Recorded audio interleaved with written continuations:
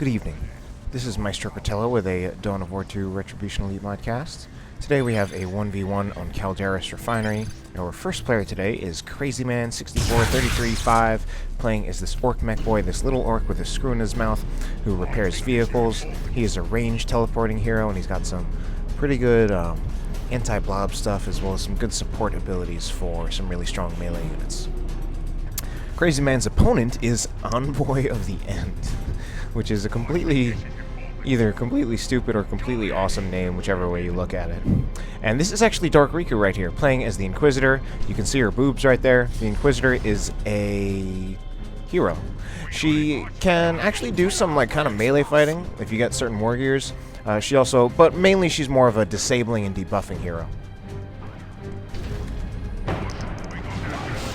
So already we see a multi-laser turret going down here in the middle. So Crazyman is teleporting up behind so he can start bleeding these guardsmen, which are should probably not in cover right now, but they'll still finish the multi-laser turret, which will actually probably do quite a bit to deny the middle VP to Crazyman for a while and keep it in favor of Riku. Now this matchup right here, we have Imperial Guard versus Orcs. I play a bit of Imperial Guard these days, my second favorite race to play.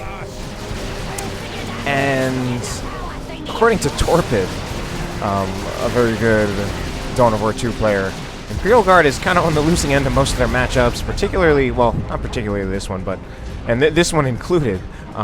In my experience, I found this matchup somewhat pretty tough for Imperial Guard.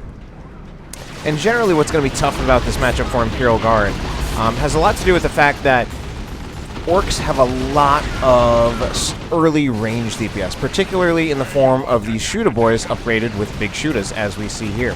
And what that does is that puts a lot of pressure on the Sentinel, and it often forces the Sentinel off. And Orcs are actually one of the races with their early ranged opening. They can reasonably stand a chance to actually take the Sentinel out. And even if they don't take the Sentinel out, they just do so much damage with their ranged opening that it somewhat limits the effectiveness of the Sentinel, because the Sentinel really needs to be a lot more cautious in this matchup than it would against, say, Chaos or maybe Tyranids, which don't quite have the kind of ranged DPS coming out of their opening as Orcs do. These Shooter Boys, they have been nerfed a little bit more in the recent version of Elite to do slightly less damage, but this is still one of the highest range DPS openings that comes out of Tier 1 for any given race.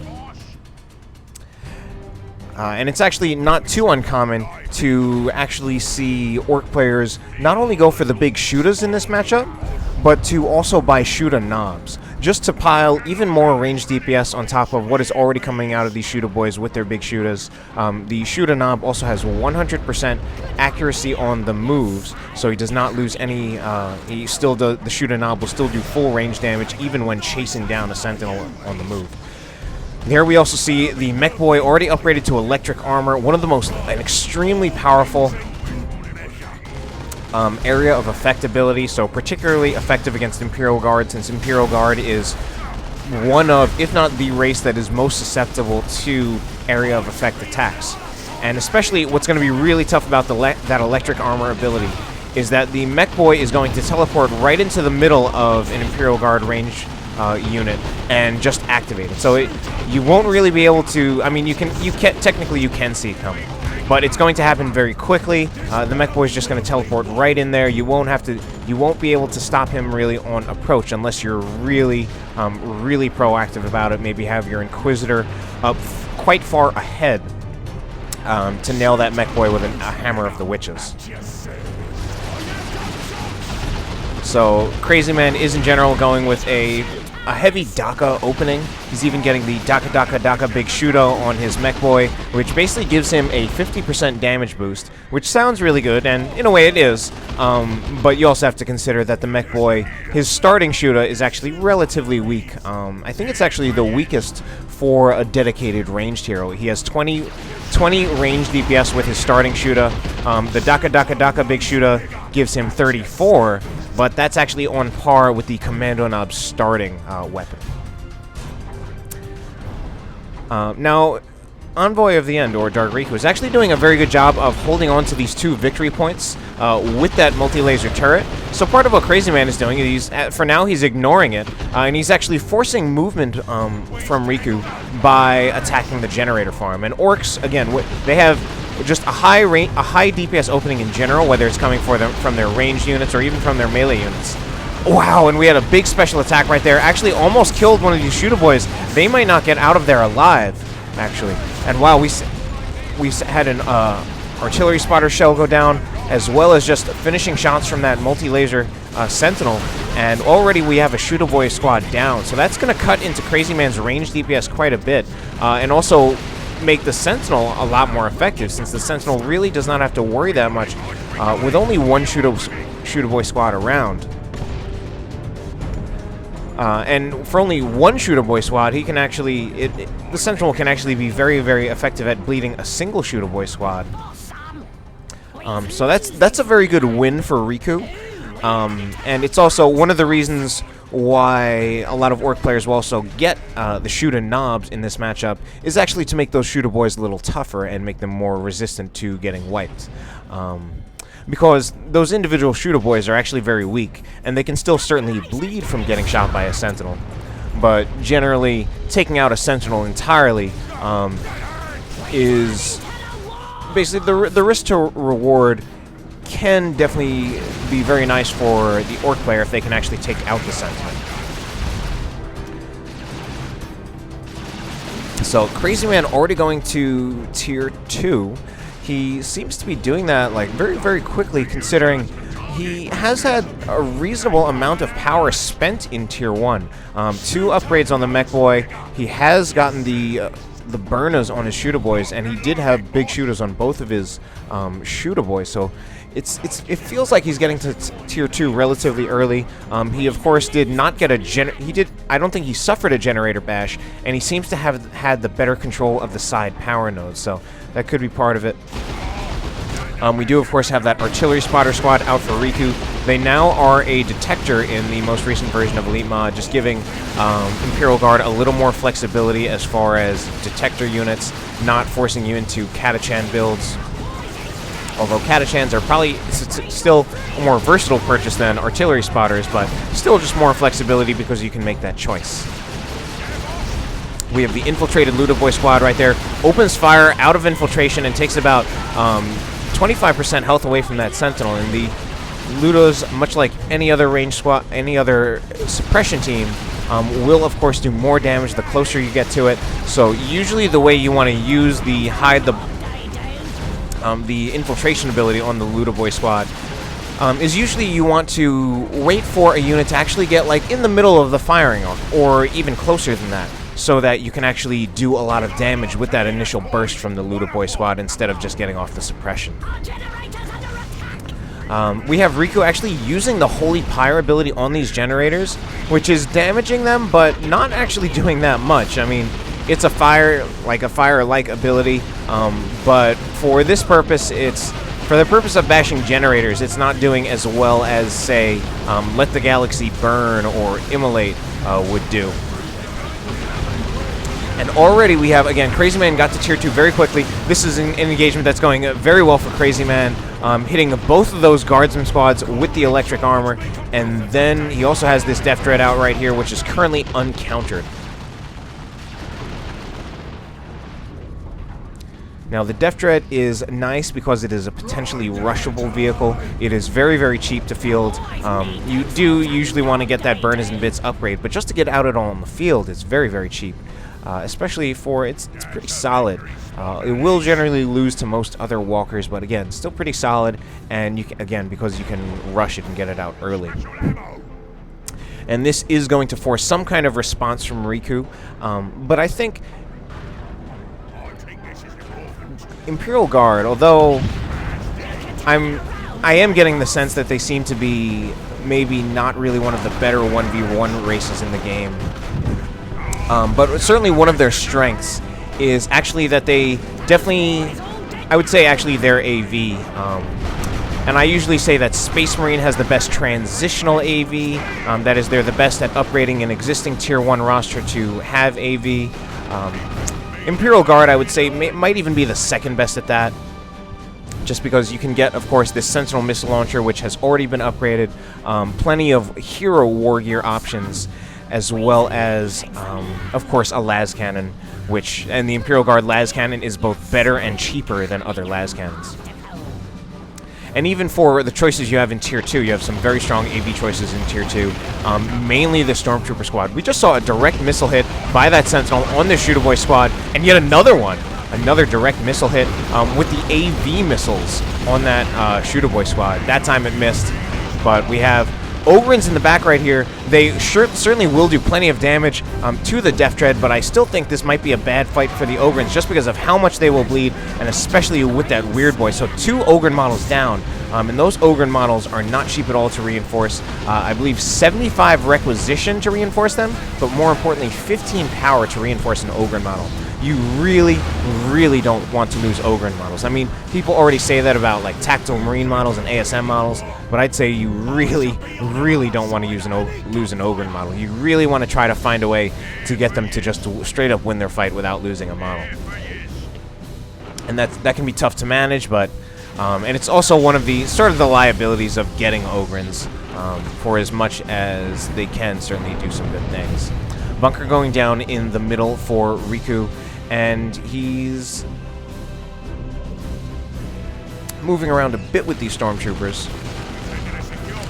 And these Stormtroopers are, some people actually say they're the best AV unit in the game. They're certainly an extremely, extremely powerful one.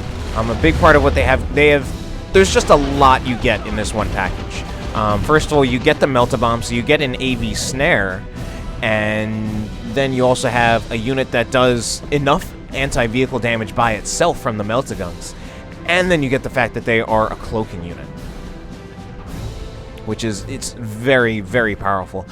These Stormtroopers are very, very good in particular at dealing with something like a Manticore or a Whirlwind if that's actually giving you trouble. Second Death Dread now coming out for Crazyman. He's getting a second Death Dread that's going to give Envoy of the End more than one vehicle he has to worry about.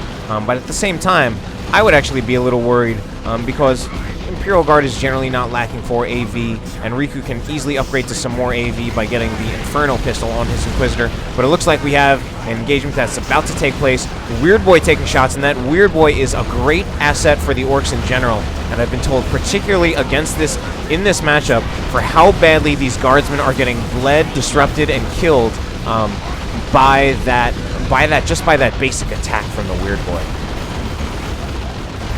And it looks like this engagement might go in. It looks like it's starting to go in Crazyman's favor. We do see a Melt-A-Bomb hitting that Death Dread, but the Stormtroopers are being attacked by the Slugger Boys. The Slugger Boys do get out of there, and actually this is definitely going to be a dead Death Dread. Ogryn models are about to bleed, and probably going to bleed at least one more from that Death Dread, but the Death Dread is going to go down, and Riku has switched to the... and here's some more... Weird Boy stuff. Now the Weird Boy has been upgraded to the Warphead that doubles his energy and grants the Foot of Gork ability. That Foot of Gork ability I think can work as like a bunker buster ability. I think it actually will kill the Imperial Guard bunker outright. I feel like I've seen an old cast of that happening before. So that might be what Crazyman is thinking by getting the Warphead upgrade on his Weird Boy. That Foot of Gork ability is kind of like a mini nuke. A bit easy to dodge, and it costs a huge amount of energy for the Weird Boy. And again, pretty easy to dodge, although it does have some special uses that it can be very nice in. Particularly, again, I think it can wipe out this bunker. So Riku keeping the middle. He's pretty much had the middle on lock for the entire game. First with that turret, and now with this bunker. And we have, I don't know what these Stormtroopers are doing.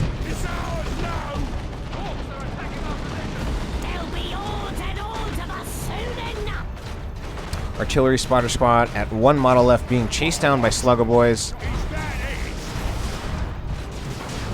Now Crazyman is having trouble taking out this entrenched middle from Riku, and Crazyman already lost one of his Death Dreads. So what Crazyman is doing, he's actually moving around with these Burn a Slugga Boys to go after the power farm. And although he's not going to get too much of a bash right here, what he just did was force movement from Riku. Because if Riku did not go to intercept those Slugga Boys, he would have lost his entire power farm. And the effect of forcing that movement is that Crazyman moved into the middle, and now he's actually getting a decap off. So he's going to stall out the VP timer. He's going to get hit by a Prometheum Strike, which is a global that I don't think is very good personally. In part because you can just walk out of it. It does do some damage up front, and that up front damage can be good for wiping a unit on retreat, much in the way you would use Dark Flames as the sorcerer. But overall, I don't think it's such a great global. Ooh, this is going to be really bad for the Guardsman squad. They took some of that Weird Boy shot, but they are reinforcing. But they are also bleeding a lot from that, and that's part of what's tough for Imperial Guard.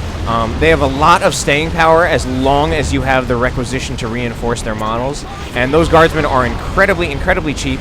But at the same time, right now Riku's going to be losing a lot, and we're going to have another Death Dread down. The Sentinel not even bothering to move out of there, doing its AV damage with that missile launcher, and we have the Stormtroopers right there. So 2 Death Dreads already down for Crazyman, but he is in Tier 3 already, so we might see some kind of Tier 3 purchase out of him. At this point, it doesn't really look like vehicles are working out that well from him. Of course, a looted tank is an entirely different kind of vehicle than a Death Dread, and could potentially actually work out. But Envoy of the End, or Riku, still has a ton of AV. Actually, I really don't think a looted tank would be a great choice at this point with these Melta Stormtroopers going around. But Riku needs to be extremely careful with his Guardsmen. Came very close to losing one, and he's still bleeding a ton from the ones he already has. I think he might still want to get some kind of melee counter in here, maybe in the form of the Sentinel Stomp if the Sentinel Stomp is not already on cooldown.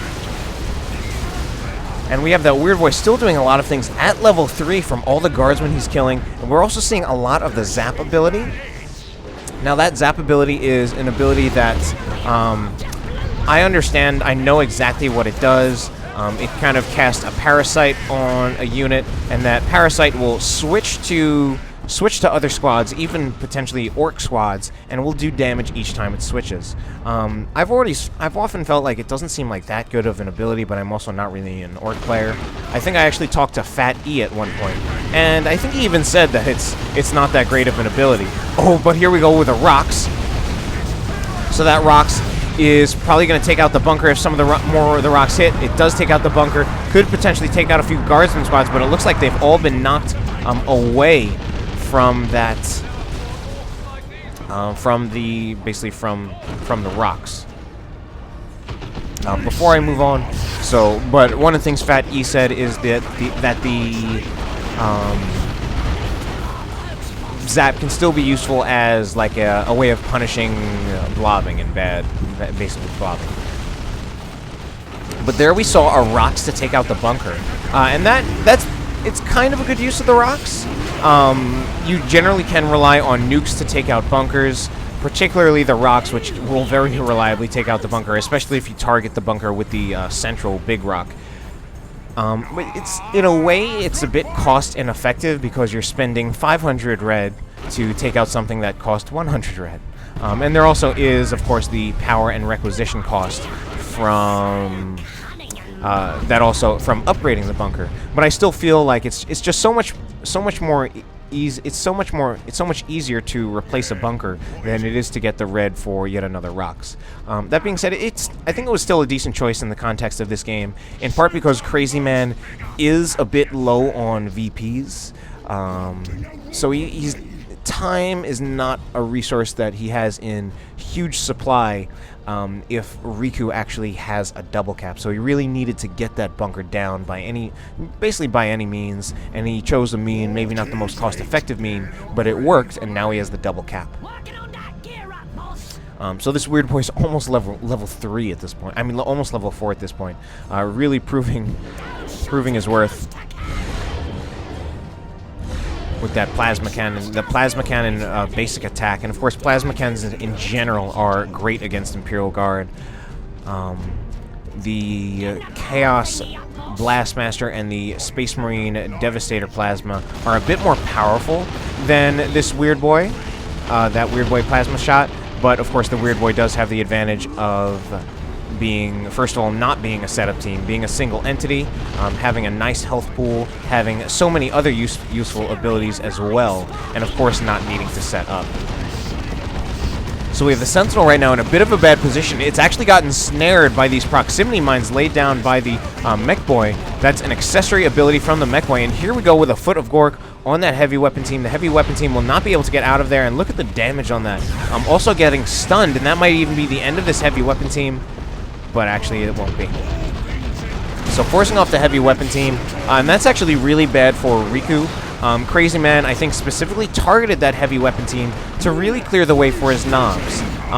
Since that's, I can tell just from what I know of Riku's playing, as well as just in the context of that game, that Riku made that heavy weapon purchase as a way of controlling the knobs. And as a way of controlling the knobs, it's good, and yet at the same time it has its limitations.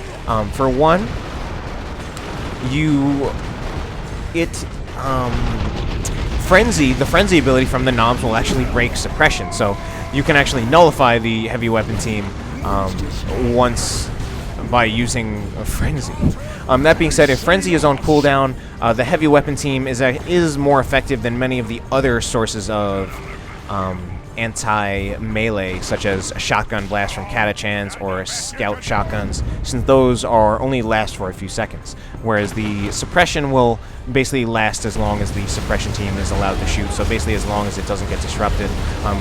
Riku needs to be a little careful right here, and he either has his Sentinel stuck or he's just not moving it, and he loses the Sentinel. One of the other big limitations of this heavy weapon team as a counter to those knobs is that it controls the knobs, but it doesn't really do enough damage. So it doesn't have enough to threaten losses and force those knobs off because of taking losses, which it can make things a little difficult. Because once this heavy weapon team does get forced off, then the knobs have free reign and they're at full health, or still have high health because they're not really taking that much damage. So one of the things Riku might want to consider is getting plasma guns on his guardsmen, since that will make a huge difference as far as his ability to damage the knobs. Because right now all these las guns from the guardsmen are going to have damage penalties against the heavy infantry armor of the knobs. If they switch 3 of those guns out for plasma guns, those 3 guns, instead of having a penalty, will be getting a bonus, which is going to be very, very helpful. 1-to-1 cap.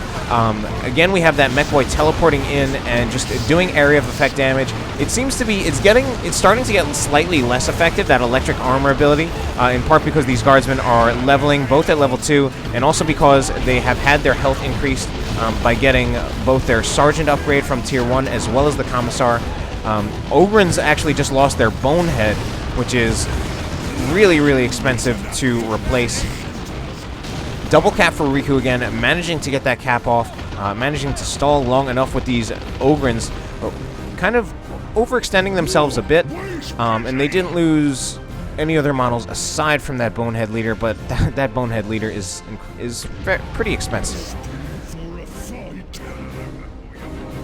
Always hurts it hurts quite a bit economically to lose a squad leader that you had to pay 25 or 30 power for. So Crazyman is back on the field and going to get a double cap. The power points have either been uncontested or they've been switching. This one now in Riku's favor. So at this point in the game, Riku is going to Tier 3. It is in some ways a risky investment. He's been bleeding a bit, and at the moment he's not really going to have much resources to reinforce his losses, and he's taking a ton of losses from all his guardsmen, particularly from that Weird Boy, which I'm sure is now at level 5. The Mekboy just might go down right here. He's actually at 2 health, but he's getting very, very close to getting out of there. Except for the fact that we have a Prometheum Strike going down right there and actually does take out that Mekboy. So that is, I think, the best use that you can get out of that Prometheum Strike. That being said, Crazyman is doing fairly well economically, and he can buy his Mekboy pretty much as soon as it goes down back in cost to 250 requisition. But now it's Crazyman, who's pretty well entrenched with his infiltrated Ludas, level 2 Ludas, level 4 Shooter Boys, Knobs very close to level 2, and of course the level 4 Weird Boy.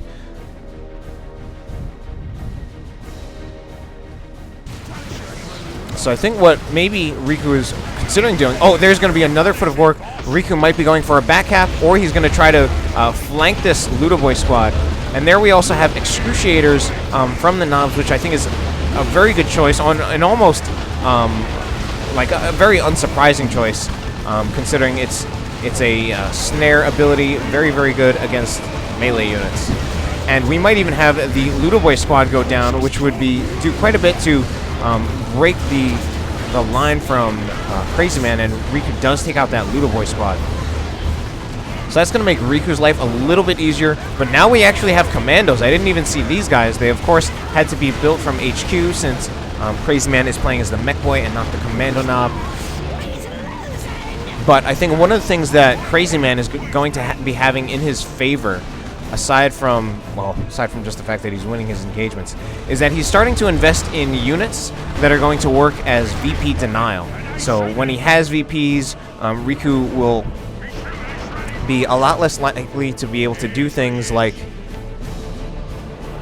cap a VP in the middle of an engagement, rather than waiting for the engagement to be over before capping. He has that VP denial in the form of the Commando Squad and of course his Weird Boy. That Commandos can deny VPs by using things like their Burn a Bomb ability and especially that Love to Daka ability.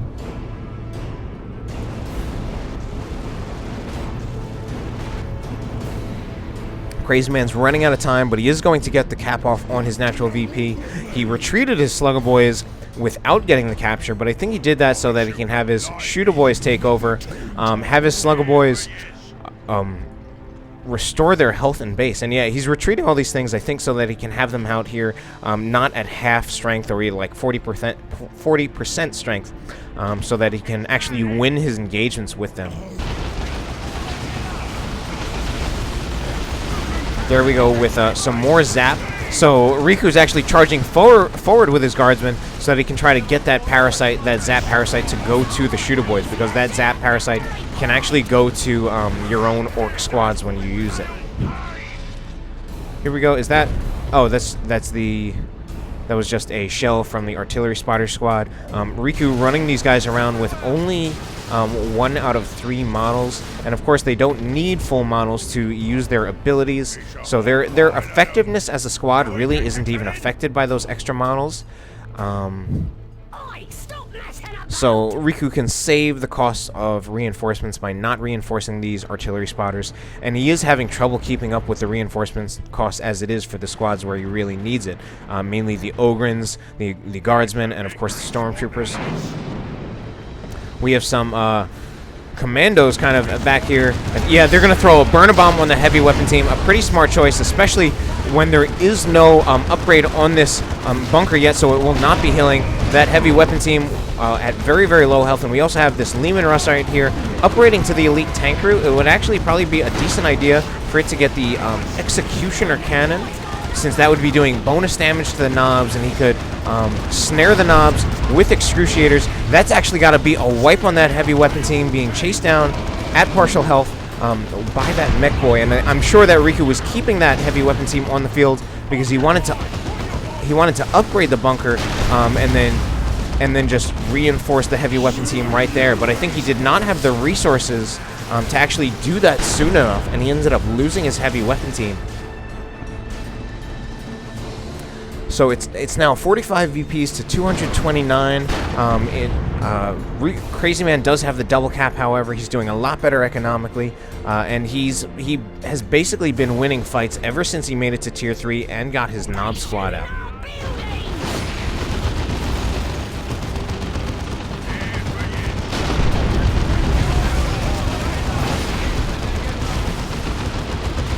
Now this Weird Boy is actually targeting the Leman Russ, and he can definitely pretty easily continue to do that as long as the Leman Russ is staying still. The Leman Russ, if it moves around a bit more, can actually dodge some of those shots from the Weird Boy. Bunker goes down right after the Guardsman got out of it, which is kind of lucky considering you will lose an entire squad from full health if it's inside of any kind of building when the building gets destroyed. Now, building destruction is not terribly common, and of course, and bunkers, believe it or not, most players don't even really use bunkers as garrisons. They just use them as reinforcement points and repair stations. Guardsman squad goes down right there. I don't know, Riku maybe just possibly getting a little flustered at this point, but he kept those guardsmen in there. Of course, there was no more on the field reinforcements for him, and at this point, I don't think he's going to be able to really. He could afford it, but I don't know if he wants to go for that again. He still needs to reinforce his units, and he's going to be suffering quite a bit more now with only one guardsman squad instead of two. In particular, he really does not have. I feel he does not really have enough to deal with those knobs. I think I saw him combining the incendiary shell with and there's a rocket run, but ultimately not doing a whole lot. Just kind of hitting that weird boy around. I think I saw Riku combining the incendiary shell with the excruciators, but I feel like that's not going to do a whole lot. I think what Riku really needed to actually do damage to those guardsmen was those knobs was plasma guns on his guardsmen. Now, right there, we actually saw Riku reface this Leman Russ so that it wouldn't get rear armor hits, apparently, although he's mostly, this Leman Russ mostly being threatened by melee units. Except for the fact that we now have a looted tank out on the field. Now, the looted tank can definitely do some ranged AV damage to this Leman Russ, but the looted tank, for the most part, is an inferior tank. Certainly, in a tank-to-tank fight, it's not quite enough to take on a Leman Russ. It is getting some extra armor, so that will help it out a bit, although I'd say this fight still probably favors the Leman Russ with its 35% damage resistance, and especially if the Leman Russ does decide to get the Vanquisher Cannon, although I think an Executioner would be better overall. Looted tank might even get taken out just by these Stormtroopers. The Ogres are getting forced off, and they are bleeding. There we go with the Melta Stormtroopers just going for the looted tank and just straight up taking it out. So that is a lot of the strength of the Stormtroopers. But Riku, unfortunately, is coming out on the worst end of that engagement. He did lose his Inquisitor, lost his artillery spotters. I did not even see that happening. Here we do see more of that Love the Dock ability, knocking down those Stormtroopers. These Stormtroopers taking a little too much damage. At this point, he may want to consider putting the Stormtroopers on backcapping duty, using that infiltration to go around to the back and capture there, since he's not really winning his fights in the middle, and he doesn't really need that Stormtrooper squad actually for taking out vehicles at this point. He's been using them a lot for flanking, and that's been very cool, or just getting behind setup teams and such, but at this point, he's going to start needing VPs, and he's unfortunately he basically just has not been winning this game since Tier 3 hit for Crazyman, and since these knobs hit. And these knobs have been very effective. The Commandos have as well. Of course, the Weird Boy, and we see a huge amount of levels on everything. Level 8 Mekboy, level 4 Slugga Boys, level 4 Shooter Boys, level 4 Weird Boy, level 3 Knob that's almost level 4, and then only level 2 Knobs who have not been out on the field as long as most of these other units. So Riku at this point is using that infiltration just to get a decap off on the middle. And he's still moving around with that Leman Russ. Got very close to dying, and the Leman Russ is actually level 2, so the Leman Russ is doing fairly well. Has to be careful now because the Commandos actually have a Knob leader who does have a rocket launcher, and we might even see these Ogrins go down, coming very close. Some Slugga Boys chasing very fast, but they are not able to take out that Ogrin. And we have these Commandos being very braced and actually going for the Guardsmen. I guess because Crazyman realizes that he's not going to be able to take out the Leman Russ as long as those Guardsmen are repairing it. But the Guardsmen might just go down. Oh, they do get reinforced very quickly. They were standing around in that fire, and they did move away from the fire. Sent Leman Russ now in quite a bit of trouble. As much as it does have that 35% damage resistance, that's really... Oh, and this is actually going to be a very bad situation. Heavy weapon team is actually getting tied up, and now I think the pathing might be really bad for this Leman Russ, and it has to worry about either driving into a foot of Gork or going back into Sentinels, and that is probably going to be yes, it is the end of that Leman Russ. So it's really just been engagement after engagement, going in Crazyman's favor ever since Tier 3. Riku not happy about orcs.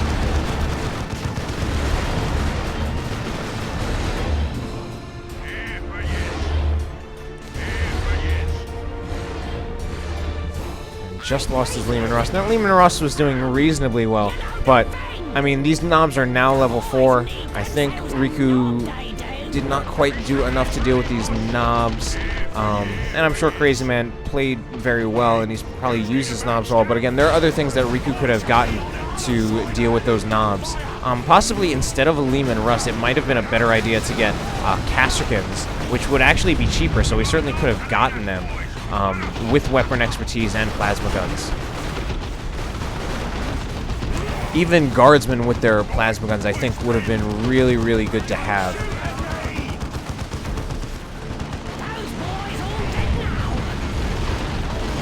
So Ogren's getting knocked down by Love Dadaka. Ogrens themselves are at level 3, but I feel like Riku has probably bled quite a bit from them. And the level 4 Sluggo Boy is actually now wiping the floor with these Ogrens, and that's it for the Ogrens. Those level 3 Ogrens are done.